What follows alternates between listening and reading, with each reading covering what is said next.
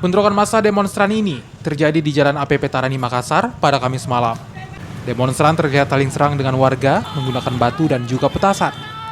Akibat bentrokan, satu mobil ambulans dibakar dan sejumlah fasilitas lainnya dirusak. Bentrokan mereda setelah pihak kepolisian dengan menggunakan kendaraan taktis diterjunkan ke lokasi.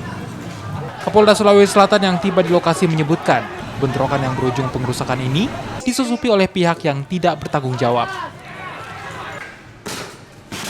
Ya, ini tadinya berawal dari aksi unjuk rasa dalam rangka menolak Omnibus Law yang dilakukan oleh mahasiswa, beberapa elemen mahasiswa. Cuma tadi pada saat mulai setelah maghrib, ya, ini disusupi juga dengan aliansi makar yang mereka sebut makar. Ya, ini sudah melakukan pengerusakan, pelemparan, bahkan pembakaran.